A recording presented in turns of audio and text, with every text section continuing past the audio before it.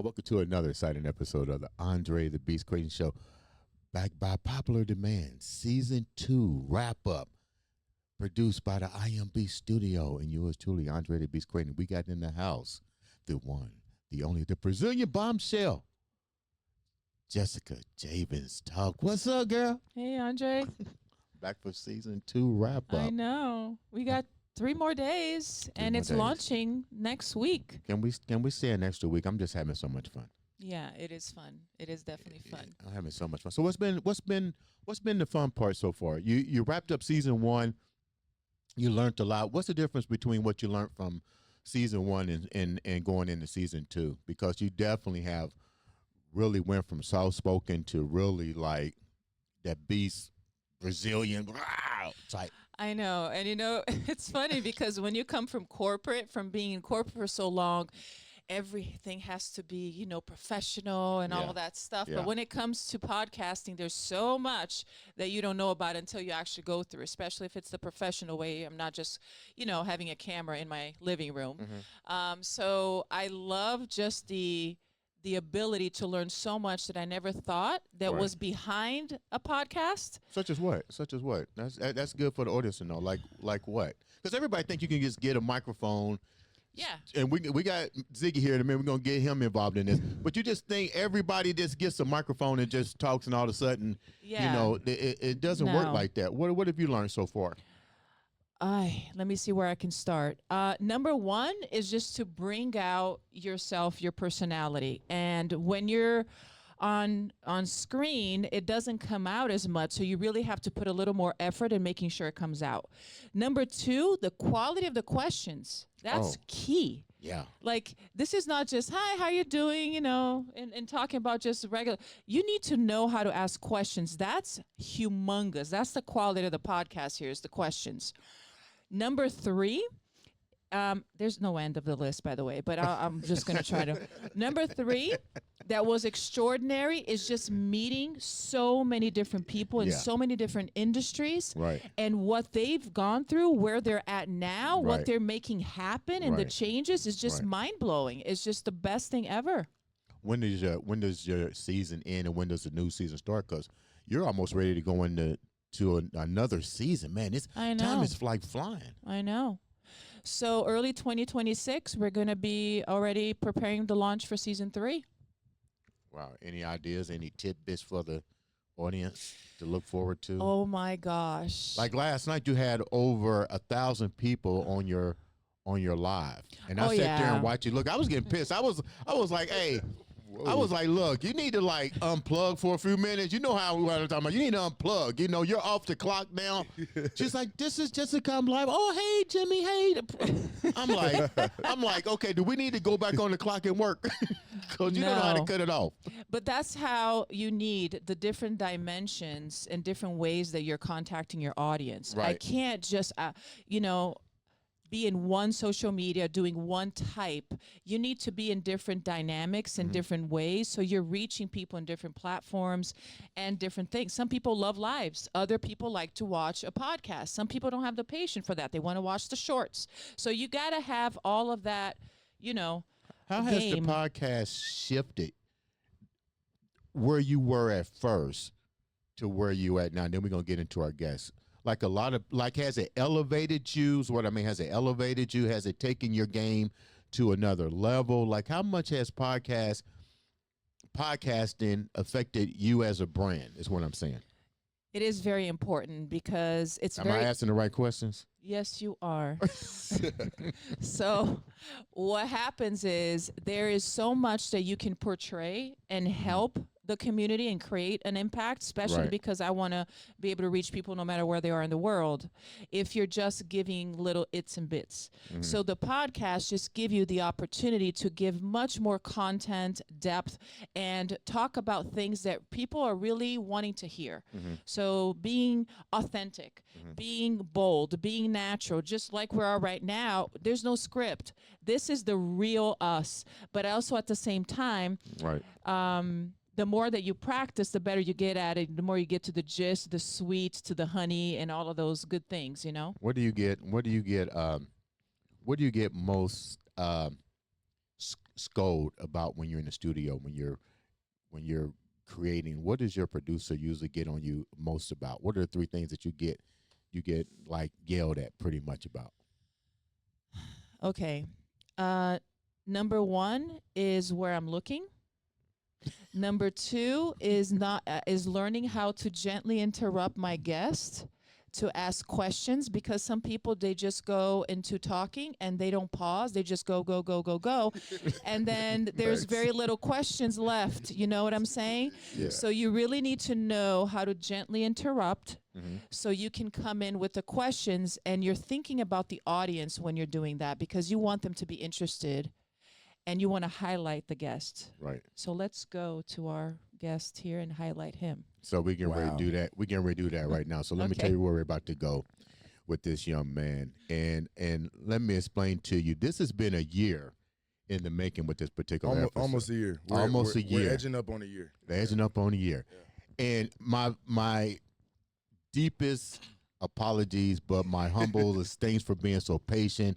This young man basically set aside everything to kind of work with me as I went through multiple surgeries. And I am so pleased when I saw him walk through the door, because within that almost year span, so many wonderful things have happened to him in his life.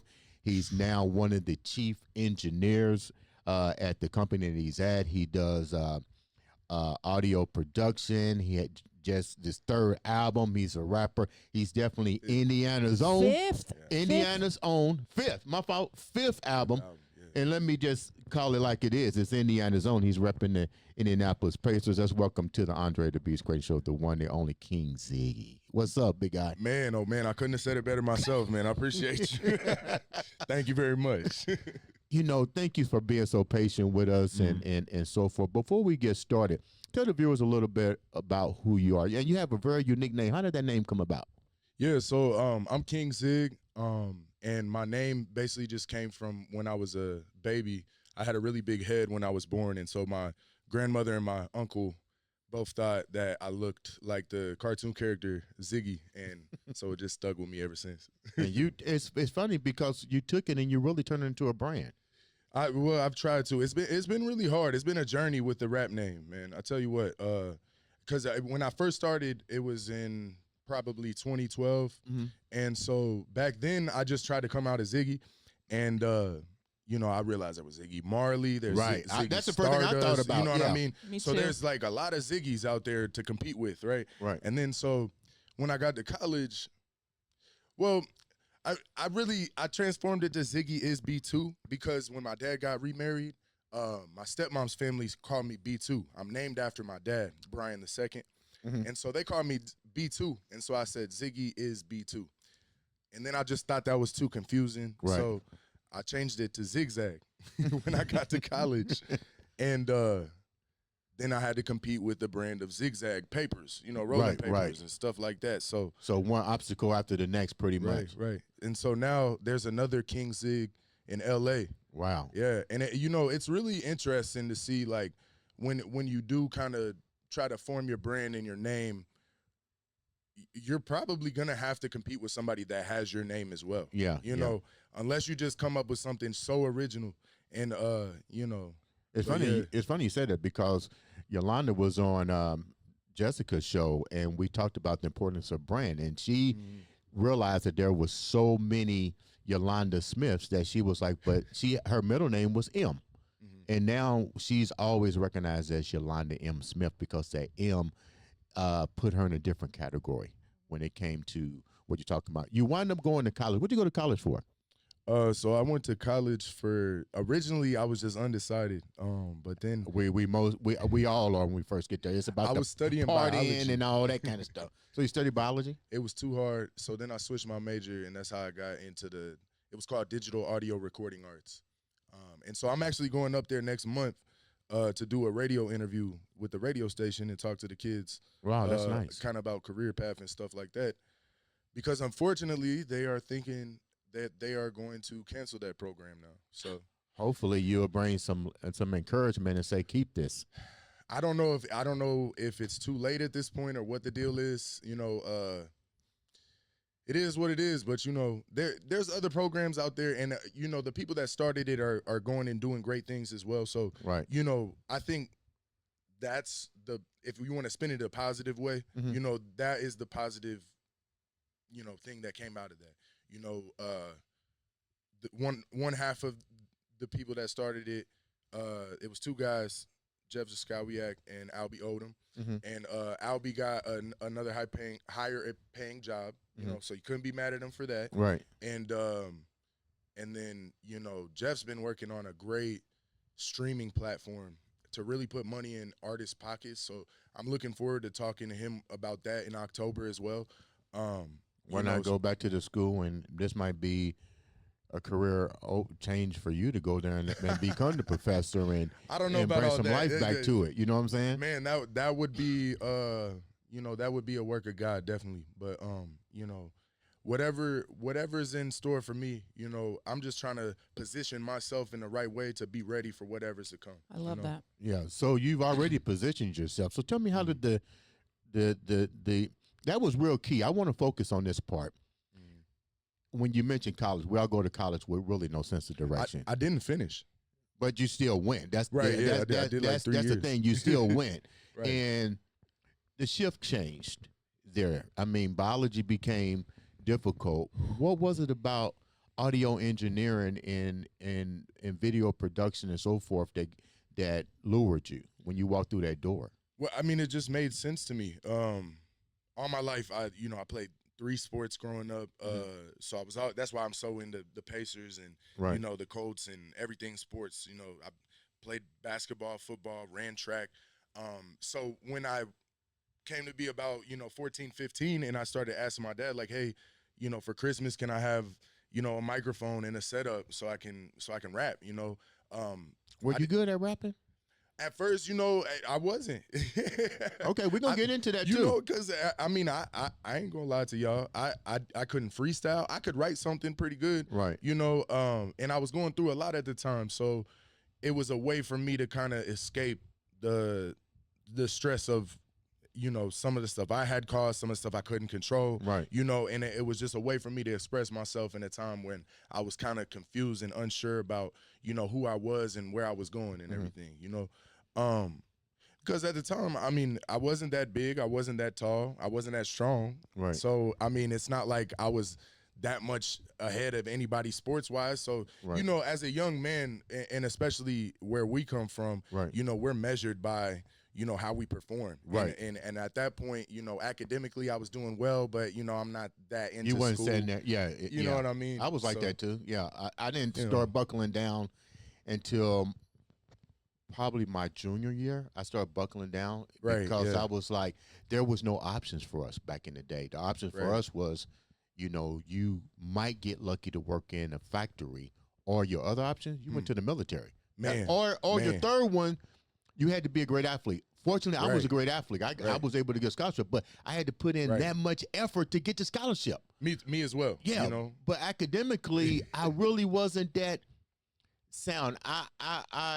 I went through the motions of academic Right. paralysis. You know, like I can Yeah. do it, but nobody pulled me to the side and said, "Where are you really struggling? Are you really prepared?" Even the Right. SAT, you know how it is. Even the SAT scared the Right. shit out of me. Right, yeah. You know, I'm in there with all these kids, and I literally walked out on my first SAT. I literally walked out because I was like, I can't even.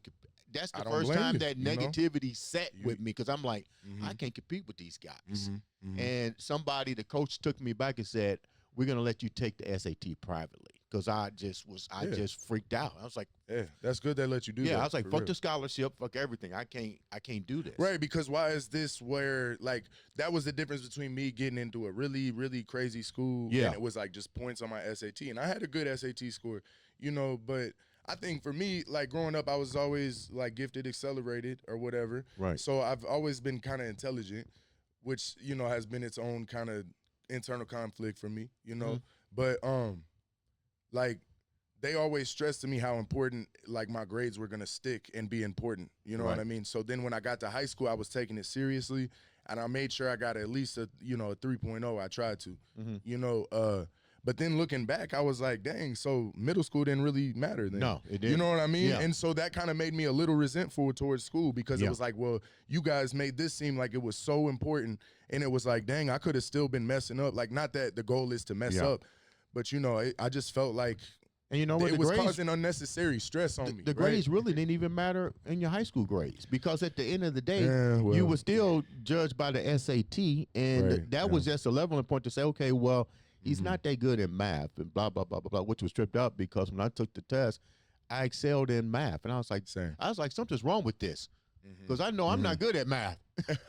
That's funny. That's funny you said that. Yeah. Yeah, I was actually better at the ACT than the SAT. But, you know, I was getting recruited for football. So at the time I went to a smaller school. I went to Garrett Catholic. And, you know, back to just, you know, that expectation to perform, you know, I mean, it was so hard, like you said, just to get recruited and get a scholarship. Yeah.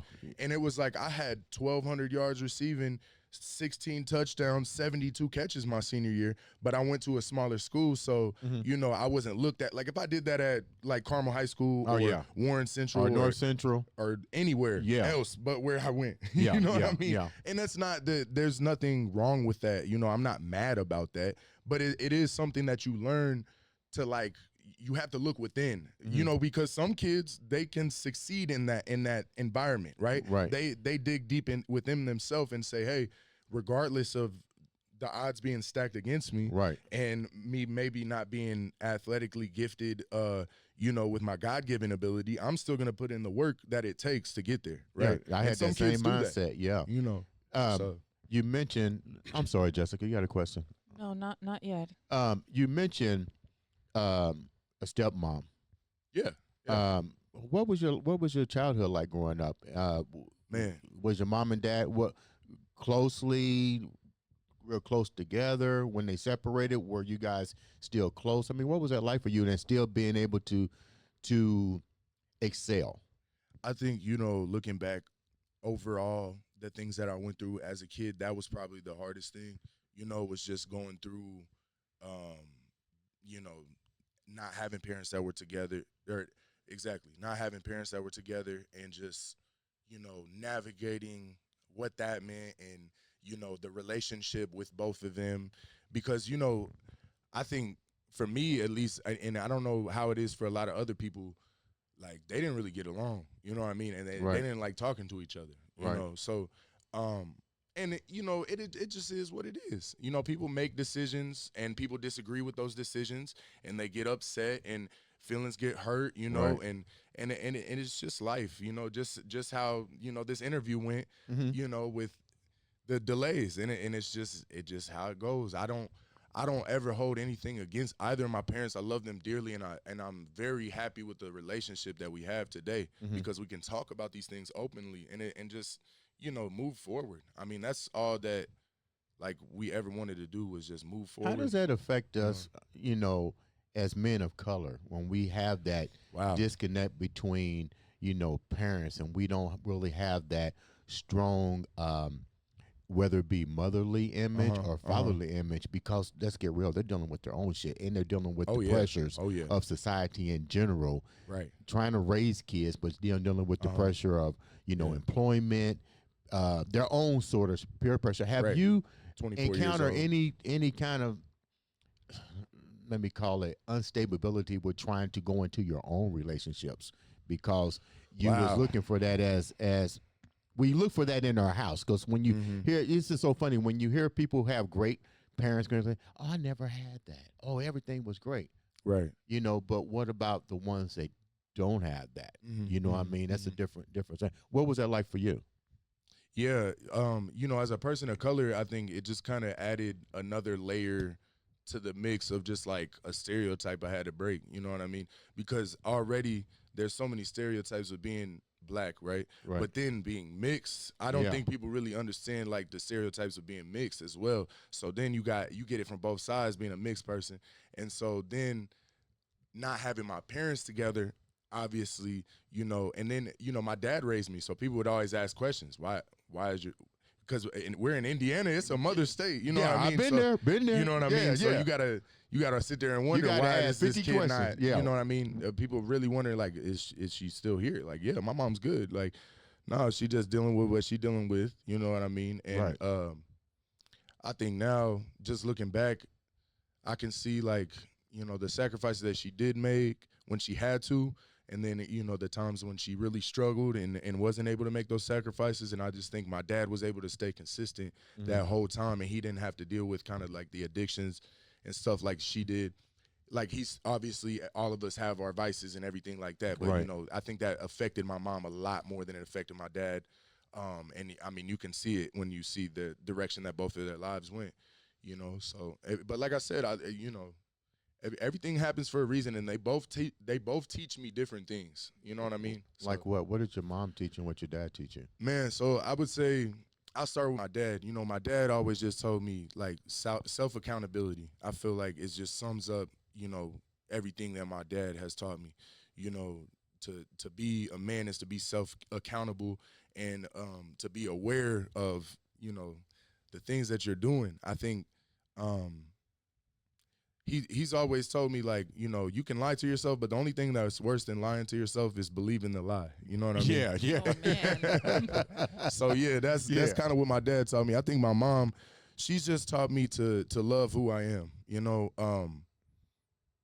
it had been hard for me, you know, growing up, just looking at myself in the mirror and being like, man, I'm really not like any of these people. Right. You know what I mean? I went to predominantly white schools growing up, and so, you know, I mean, they didn't call me white, you know what I mean? So obviously I'm black, but then again, it's like if I go around black people and I just claim I'm black, I'm black, then it's like, well, hold on, you about 20% European in you, man. You know what I mean? So, and I get you, because even when I was in high school, me and Jessica was talking about that. There was an all-black school, which was Monroe High, which is where Deion Branch went to, and some of my friends I know, I went to pretty much all-white school. It was pretty much all white. And I remember trying to mingle, and the stereotype was unbelievable, because you had friends over there and certain people just cut you out. And it was like, okay. And when you get older, you go, now that I'm older, I go, wow, you know what? It was hard to even fit in high school. Oh yeah, definitely. You know what I mean? And isn't it crazy how it's changed? What schools used to be white schools back in the day, and now they're predominantly, you know, black or people of color. You know? Because my dad went to Pike High School, and when he went to my brothers went to Pike High School. Oh, okay. And I always wanted to go to Pike because it was a prestige mixed type environment. I said, man, I want to go to Pike so bad, but I went to school in Georgia. But go ahead. But yeah, no, and so you've seen that change over the years now, where we've seen the people of color start to move to these neighborhoods in Indianapolis, and you know, a lot of you know, the white people have been moving away, you know, and you can see it in the city, you know what I mean? It's just and like I said, it didn't used to be that way. When my grandmother was going to high school, she went to she went to Crispus Attucks. My dad and my families went to Christmas Attucks. And so when she got transferred, for whatever reason, they moved her to Northwest High School. Wow. Space Pioneers. Okay. Right. And she was like one of the first black people to go to that school. Really? Right, yeah. So that's crazy. And see, I remember when they did the integration here. I had just got out of getting ready to start college. And I remember them busing kids out to Beech Grove and Arlington, and I was like, wow, they don't teach our kids about this stuff. Yeah. I'm like, they don't. Yeah, I'm like, that wasn't that long ago. You know, no, not at all. I mean, it's literally, I can call my grandmother up right now and talk about it. Yeah, I remember when they bust them to Ben Davis, and I mean, I'm just like, well, are you serious? Like, dude, that wasn't that long ago. Right. No, not at all. I have a question. What's that, Jessica? So, and I'm saying this because I did not grow up here. My situation was different, but I did grow up with something that carried around almost my whole life. How has that impacted you as an adult now? Like, do you see how it lingers, or what piece of it, although your mom taught you how to love yourself, what piece of that do you feel that you're still kind of dragging into maybe how you see yourself today and the decisions that you make today? Wow. Yeah. I think it's completely shaped and molded my view of the world and my opinions on things, And I think, when you look at the course of history and when things happen and people ask themselves, why did this happen? Why? And I think we ask that question too much. You know what I mean?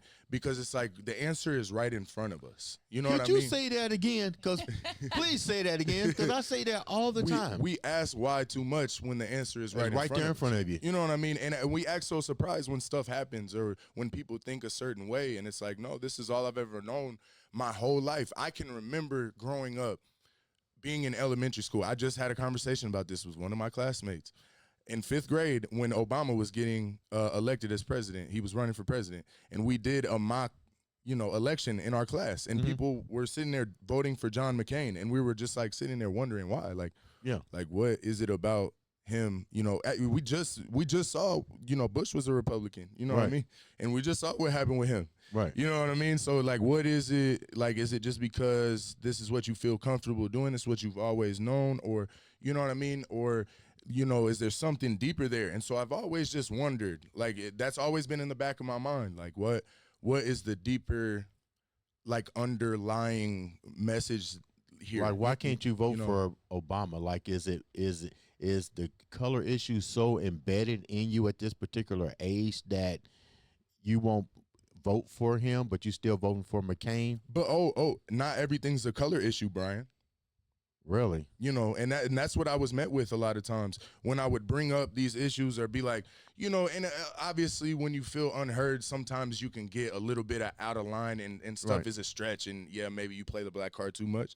And I can be the first to admit that. But, a lot of times I just felt like a lot of stuff just kind of gets swept under the rug. We try to forget about that. It was for a good cause and things happen. You know what I mean? And really, when you dig deeper, it's like, no, these are preventable things that leaders of the quote-unquote greatest country in the world shouldn't be making. You know what I mean? Right. And we talking about people's lives. We talking about we're not just talking about taxes anymore. You know what I mean? Back then, I think I didn't understand that. And even then, I still think I wasn't really understanding that viewpoint, right?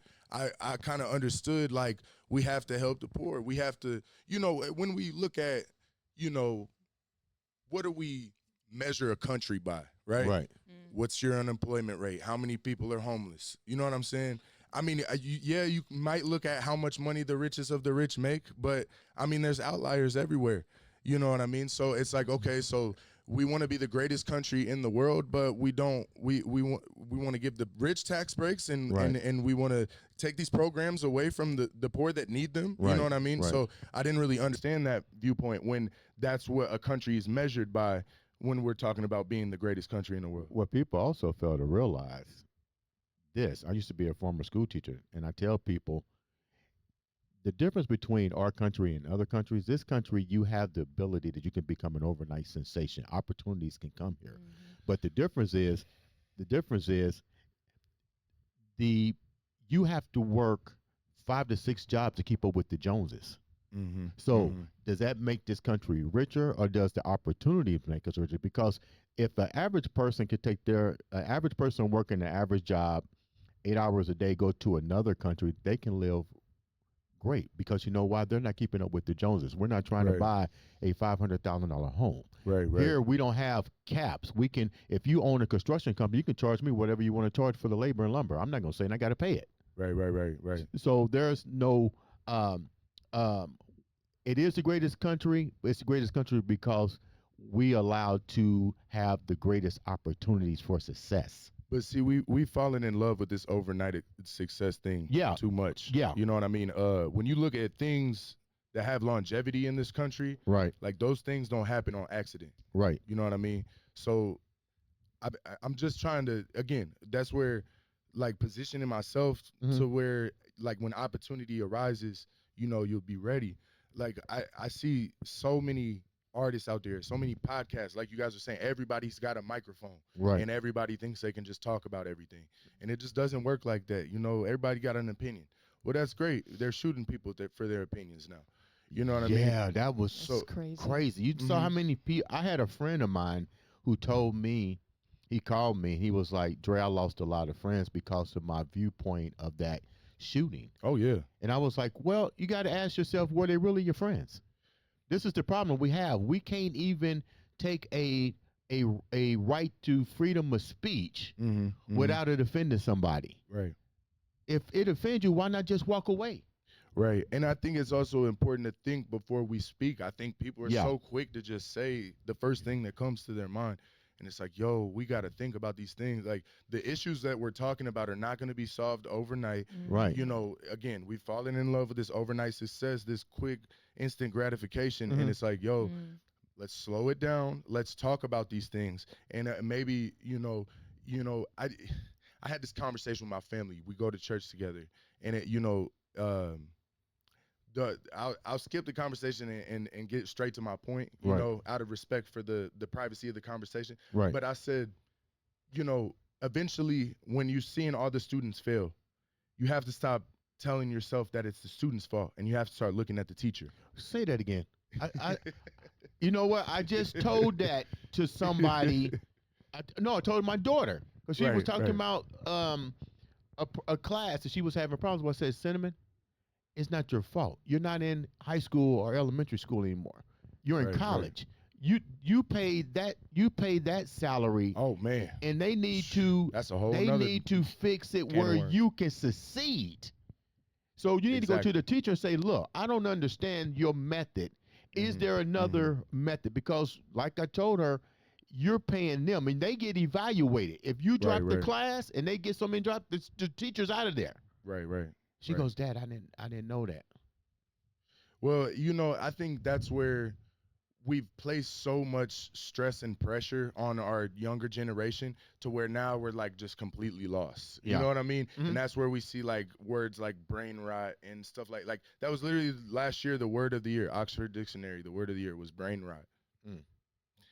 And, that really just spoke to me because I was like, man, it's crazy to think about the things that we were interested in kids. Like even when it just came to wasting time and looking at videos on the internet was funnier, was more entertaining, more thought-provoking and interesting. You know what I mean? Nowadays, people are just watching random animations that follow no direction and are just meant to literally rot your brain, like they said, and they're not even hiding it anymore. I think that's what's interesting. I tell people that every day. You know what I mean? Yeah, I said they're not hiding it. Shit is right there. They just want you to be dumb. Yeah.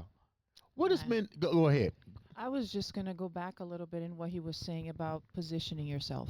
Right. And I think that that's a very important thing to do, but it can mean so many different things. What does it mean to you? Maybe you want to share a couple of practical things that you've done that makes you position yourself to be ready for the opportunity when it comes. I think for me, it's just like thinking back to the times when I wasn't ready. You know what I mean? And opportunity was there. First and foremost was sports, right? When I got to college, I was not ready.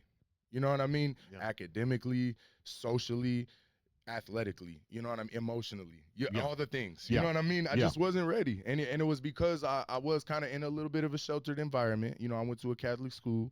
We wore uniforms. We went to mass every week. You had structure. And I wasn't Catholic either. You know what I mean? That's something interesting as well. Really? Yeah. And I remember when I went to school, when my dad told me where I was going, I was like, Dad, we're not Catholic. And he was like, people go there that aren't Catholic all the time. You know what I mean? And you can't take communion. When they give you communion, go like, you know what I mean? Yeah. But whatever. So then when I got to college, I just wasn't ready, like I said. So I think in my head, seeing back now, like I was like, man, like if I just would have came in there with just half of a game plan, I would have been cool. Yeah.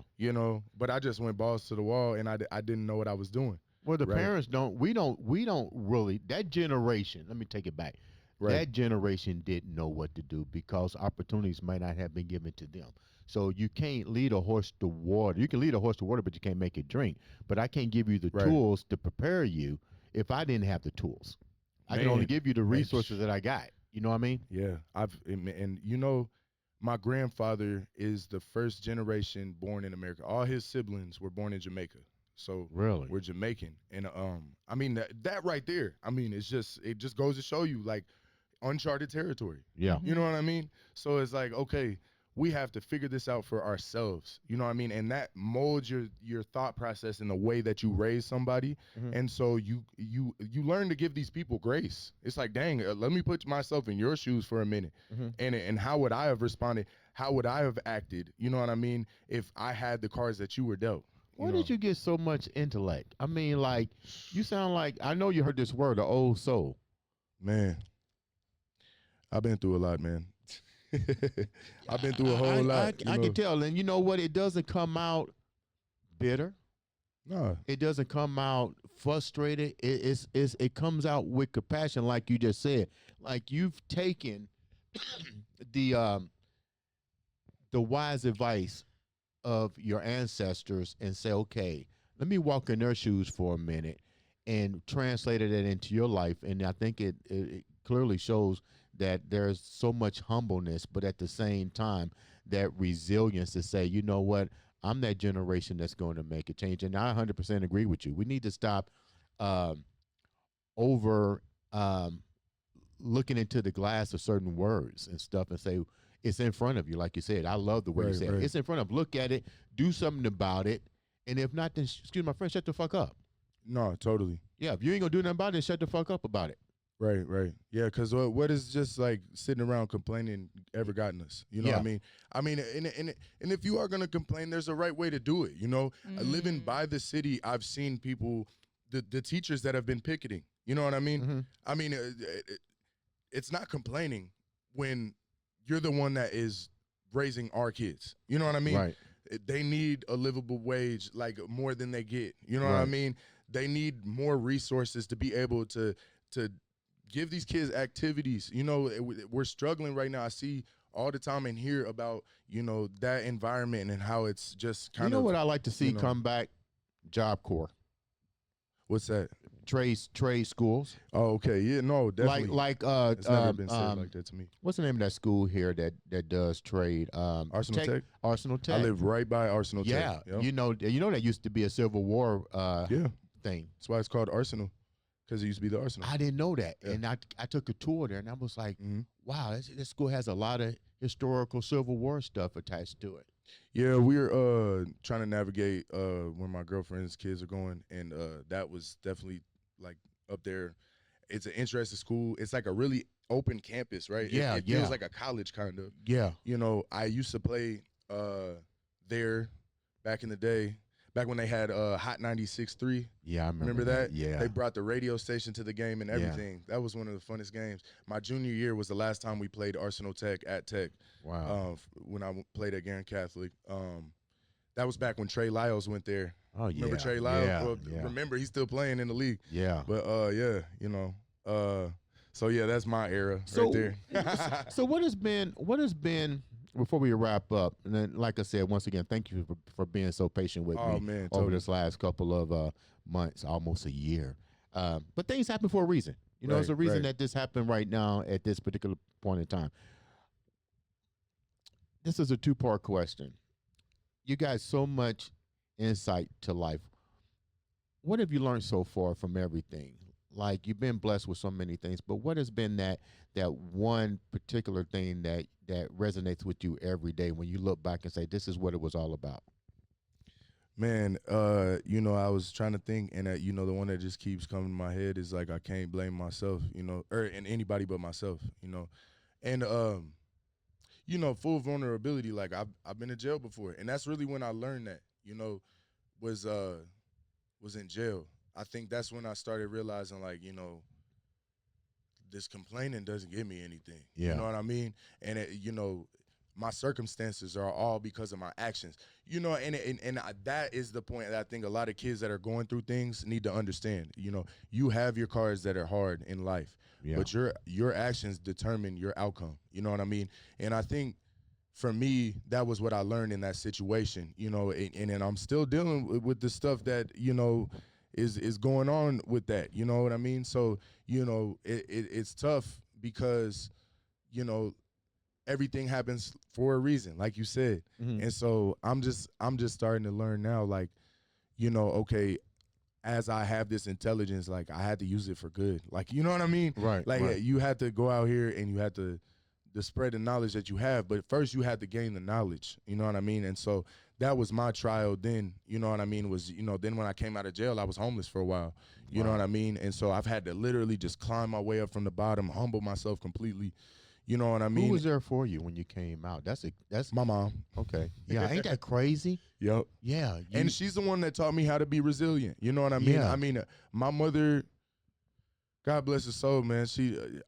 She's dealt with so much. I mean, there was a psychiatrist she had, you know, was prescribing her too much medicine, and it took me as a son to see that going on with my mom, to be like, you know, nobody is here for her to fight for her right now. Yeah. So I was like, you know, I have to fight for my mother, you know, and we got her off Xanax and we got her off lithium, you know what I mean? And those are some strong. She had a stroke. Really? You know what I mean? She's had multiple strokes. She's been shot before, you know what I mean? So and I was there when she got shot, you know.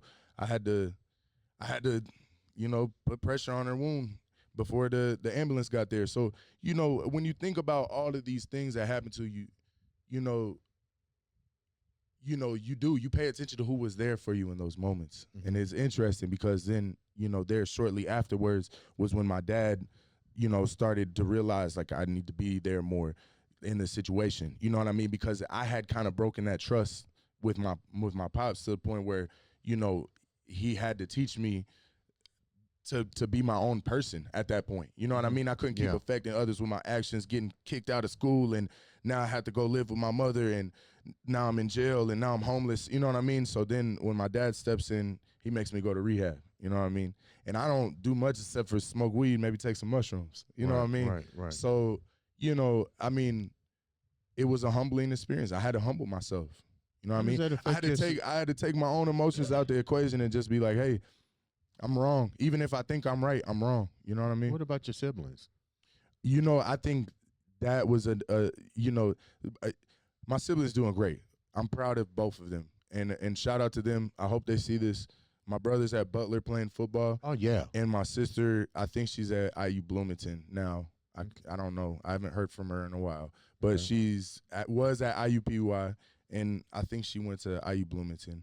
When you say you haven't heard from her in a while, is that you know, she just, you know, I think my sister, you know, I had a tough coming up, and my sister has a different dad than me. You know what I mean? Okay. So for her, like, she's had to find her own way. And I think giving her the space right now I get you. has shown me, like, hey, like, you know, I gotta figure myself out before I try to be this big brother to my siblings. Makes sense. You know what I mean? Put the mask. I tell people if you're in an accident and there's oxygen, put the oxygen on yourself first. Man.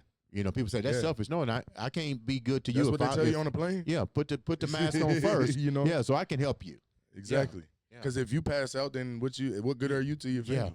You know? So definitely Do you are miss my that? motivation as well. Do you miss that part because you got real? When you talked about your sister, are you trying to? Yeah, you know, I think because you're too close family knit not to have that particular part affect. I think again, this is where I look at my actions, right? Okay, and it's like, okay, I think my sister has a lot of questions. We've never really sat down and talked about why my mom and I didn't really talk from 13 to 18. I think you're going to have to get in the car. You know what I mean? And take a drive. And it's okay. It's okay. I felt the same kind of emotions, but less because, you know, she's kind of had to deal with more with her dad. You know what I mean? Right. And you know, so I never put my sister out there like that. Like, I love her to death, and I'm proud of her for where she is right now. She is focused on herself. You know, she hasn't blocked me or anything. You know what I mean? And sometimes you have to do that. Sometimes you got to set boundaries with your family. Yeah. I've had to do that with my own mother. Yeah. You know, just because, you know, she was there for me in those moments. But then it was like, okay, we gotta draw a line in the sand here and be like, okay, this is a little bit too far. You know what I mean? Right. You've done your job, and I'll take it from here. Wow. So tell me what's going on with you now. You got a new position. You like it. You're getting ready to release another new album. Great success on that. Tell me a little bit about the album. Oh yeah. You know, like how much have you evolved with the albums from the first one to the second to the third, and what makes this one such a unique project for you? I'm so much more focused now. And that really just like totally changes what you want to talk about, right? Right. I think my girlfriend maybe watched some documentaries, like some Michael Moore documentaries. I know a lot of people have their like opinions about him. I like Michael Moore. And you know, I think regardless if you like him or not, you should watch the documentary. Yeah. You know what I mean? But anyway, that really just kind of opened my eyes to a lot of things. Mm-hmm. And so that was like in the middle of me working on the album. I was like, dang, like that's even some personal growth. Like just kind of waking up from what's going on here. You know what I mean? Right. What are we doing every day? Why am I getting up and I'm out and I'm working? You know what I mean? So, you know, I think after kind of seeing like, okay, this is the country I live in. This is where I'm from. You know what I mean? That was what was able to help me see above kind of my just like current situation, Mm-hmm. right? Because I think we just get caught up in our lives so much that like it's hard to see the bigger picture, right? Mm-hmm. It's hard to see like, yo, there's people dying overseas and we're funding it. Yeah. You know what I mean? And I think when you think about like what you're contributing to in society and everything like that, you have to know what it is that you're contributing to, right? And so that really kind of laser focused me on like, you know, again, using my intelligence for good, positioning myself for opportunities, you know what I mean? Because, man, this stuff could all be over. And I don't think people understand that. That's not to scare anybody or just to like, I feel like there's a lot of fear mongering that goes on, but I feel like also there's a lot of arrogance here and people think that we're invincible. And I think that's the most dangerous way to think, you know? Like you have to be humble and you have to, again, educate yourself on what's going on, you know, before you make decisions, before you just go to balls to the wall like I did in college. And then you wonder why you're in jail and homeless. You know what I mean? Jessica, you got a question before we wrap up? No, I just want to say what he just said is absolutely so important. And I think that people are living in a lot of illusions because of just the oversaturated communication. They just read a headline and they go with it. And they don't take the time to really learn and to really get the information. They are just used to that quick and then their whole belief system and actions are based on pieces of information. Think of how easy it is to do that, though. I mean, I'm first to admit it, right? I do that sometimes where you see a headline, it's from like what you think is a refutable news source. You know what I mean? Right. And then there's other times where stuff's just meant to trick you. They'll switch a letter around or put a dot in the name or something like that. And then you're like, man, this was just fake news the whole time. Wow. So I'm going to ask you a question before we wrap up. You're now work for a great company. You're now doing recording engineer. Tell me a little bit about that and how the viewers can reach out to you to get your services and your company service. Yeah, definitely. I am on social media is the easiest way to, you know, contact me. You know, I'm still in the beginning phases, so, you know, we're definitely not like flooded with a whole bunch of DMs. What's your name on social media? So it's King Zig, but it's KXNGZXG. So I replaced the I's with X's. And then yeah, it's just King Zig on Facebook. Like I have a Facebook page as well.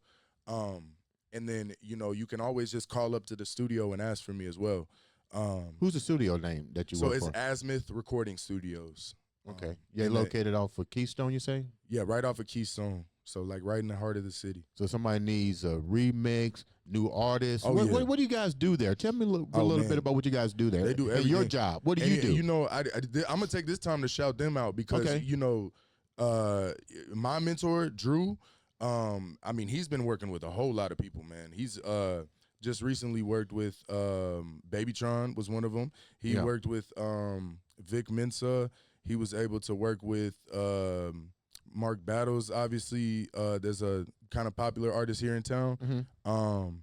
And so he's been doing a lot of good stuff there. I mean, a lot of like, I feel like it's kind of niche hip hop. You know, I'm like dropping some names right now. I don't know if everybody knows all that stuff, but you know, those are some like Vic Mixes from Chicago. I've been listening to him. He's worked with Chance the Rapper. You know what I mean? And he's a real big, you know, name in Chicago. You know, Babytron, he's like kind of really popular with the young people right now. So that was like during All-Star Weekend, that was a really big name for him. and he's done RNC Mike, I Swear Vazo, just to name a few people. And then the people that have come through Azimuth itself, the owner Ryan Atkins, he's worked with Snoop Dogg, Eminem, Joyner Lucas, I've Migos, heard of this so guy many different now. people. Yeah, now that you mentioned those artists. Yeah. And you know where he went? Carmel High School. Really? Yeah, I didn't know that. Wow. Yeah, I didn't know that, man. And my stepmom went to Carmel too. And I went to Carmel my freshman year, first semester. Did you like it? So, no, I did not like it. I did not like it. I got to ask. Why I didn't grow up in that system, man. Okay. If I would have grew up going to Carmel schools, I would have been fine. Yeah. I came from Fort Wayne, so I was like, I didn't know anybody. And there was 5,000 kids in that school. Probably more than that now. Wow. So that was tough. Yeah. But shout out to them, man. Because, they're doing big things. I didn't realize we had so many artists in this city, man. That's why I'm here right now, because they just did Trees Fest in August, and I missed the deadline to submit for my performance. I'm definitely gonna get in next year. Okay. But man, they always. Last year they did Currency. I think they brought Currency back this year. Really? For Trees Fest, yeah. And it's set up that they went to high school here in town. The people that set it up, and it's a festival that's been going on for like 7 or 8 years. People, and it's right here in Fountain Square. Know nothing about it. I'm always in Fountain Square. You know what I mean? Yeah. So it's a hip hop festival. People don't even know we have a hip hop festival in town. I had every no year. idea. Yeah. And so it to accompany Jazz Fest and Black Expo, all the different good things that we have going on in the city. And so I'm just glad to be a part of it now. Yeah. You know what I mean? I think for so long there, after I got out of that hole I was in, I was just like kind of like, man, that would be cool. You know what I mean? And I was like, I had the experience of going to school and everything. I had a good background in it. So I was like, okay, I've been going to Azimuth for a while, and then I started this job recently that I don't work anymore. And man, that's really what pushed me over the edge to just be like, hey, I need to sit down with the owner and make this happen. And isn't it great that the owner saw potential in you? Oh, man, shout out to him. And growth. What's the owner's name again? And he's holding me accountable too, Ryan Atkins. He, that's where I say it's a two-way relationship, because he's not just gonna throw me a bunch of clients. Yeah. You know what I mean? I got to bring in my own people, pretty much first before. What do you look for in your own people? That's you can say something, Jessica. I'm so sorry. No, go ahead. We could be talking all night. No. So what do you look? The reason why I'm asking this, because this platform is designed to educate and empower, right, to keep that beast mindset. So the ideal, you just said something. You basically, he's giving you the tools within his company to really be your own company. Totally. Totally. I'm an independent so the people can understand that breadcrumb. He's giving you an opportunity to run with it. Yeah. What are you looking for to build your brand, to amplify his brand? Because you just don't want anybody walking in your door. I'm pretty sure he told you that. Right. It's not that we don't want anybody walking into the door. I think it's just everybody keeping an open mind about the situation. I think I specialize in hip hop and rap. Right. But so for me, the challenge is being able to work with artists across all the different genres. You know what I mean? And so for some bands that come in, you have to mic those up live. You know what I mean? And so these are things that when you're trying to be an audio engineer, you have to think about. They have different events around the city that, Drew was mixing for. I opened up for Mark Battles one time because Drew was mixing that show at the Urban Theater. And so I was able to open up for Mark Battles that day just because of the connection. You know what I mean? Right. And so I was like, okay, I was just peeping game. Okay, you're doing more than just working in a studio. You know what I mean? You're going out to the shows, you're working these shows. And I think that was what I really started changing my mindset on. I was like, okay, these people are going to concerts and they're spending money. You know what I mean? These people are going to the studio. I'm going to the studio and to these concerts, and I'm spending money. And I'm doing this a lot. So it's like, okay, how do I make something back out of this situation? I'm making music myself. I mix it, I master it. People have done it for me. Drew mixed and mastered 2 of my albums. So, it's like, but the first studio album I ever released, that was fully mixed and mastered by myself when I was in college. Right. So when I was in that environment, I knew I could do it. And man, I just kept it going. And eventually, like I said, I just I got tired of my hustle and bustle of the 9 to 5, and I just decided to make it happen. And and I still have to, do my side hustles. This is the only thing I do. Yeah. And I think another thing I'm trying to do is like teach, which is really hard because. Well, that's why I said you might be surprised what might open up when you go back to your college. That's right. That's an opportunity just to throw out there to see what could happen. You see what I'm saying? Right, totally. Before we wrap up, you got to do us a favor. You got a new album about ready to drop. What's the name of the song that you're going to release first, and give us a little hook of it? Oh man, no, I don't. Man, come on now, you got to give us something. I tell you what, this is like really, really early stages of my album. Like I got a couple of things that I've written down, and I'm lying. I got more than a couple of things I've written down. I got some songs written out, not recorded yet. I'm looking to find time. I gotta definitely get some money together because albums are not free, and I'm doing everything independently. So I know how it is with that. That's all I'm saying. It's not that I don't want to give you guys anything. It's just I literally don't have it right now. Like I still a work in progress. You got some old stuff though, don't you? Some old stuff, yeah. Give me some old stuff. Give me an old song that people might remember. I want to make sure they know you're the real thing. Yeah. You can flow. You'd be like, I started out, yo. Go get your mic. Let's go. Let's give him a beat. You put a beat on. I freestyle. But I say I'm gonna be back in a minute. Just let me finish. I'm too busy counting these digits. I'm gonna be proud when we winning. This the beginning. No, you cannot catch me slipping. This money talking, I listen. Life be teaching me when to do. I pay attention. I need to know that you with it. You need me, I get it. But I'm gonna be back in a minute. I love it. You know what, King? Thank you so much for taking time out for being patient. Come on the show. It's definitely been great. Long time coming. Jessica, getting ready to close out your season. You leave this Sunday to go back. You'll be back around January, December to start a new season. Back where are you going again? South Florida. Ooh, yeah, nice. Yeah. What do you want to leave the audience with before we wrap up this episode? Well, if you guys are, of course, watching this episode, make sure you click the like button and you share this because this is going to inspire a lot of people, but also is going to be coming a kind of awareness. And like Andre said, this is the hot spot for artists, really. It's the hot spot, everything. And I didn't know about this festival. I'm so excited about it. I hope that I can make it next year. Yeah, next year in August. That is so cool. Shameless plug. Yeah. I'm so excited. So, and the more people know, the more that they can also show that support and help all of these local artists that are doing an incredible job here, including you. And I'm so happy that you came here and that you came when I was here so I can get to know you too. Oh, yeah, no, definitely. And when we have an opportunity to meet a person face to face, really, it's just, you cannot compare it. You can't compare it. It's so impactful. It's totally different than doing a Zoom. Totally different. Yeah. And I know it's not possible for you to do it face to face with everybody, but when you do have that opportunity, always you go for it. And that's why I'm here too. That's why I travel from South Florida to here so I can record here and do the most that I can because I really value that. It's an experience that you can't compare. That's amazing. Make sure you guys are checking also my podcast, Jessica Javins Talk. You can also hear this on Spotify, Apple Podcast, and soon we're going to be in other platforms, guys. So keep tuned. Ladies and gentlemen, this has been another, and I do mean another, say it with me, exciting episode of the Andre the Beast Crayton Show. Show.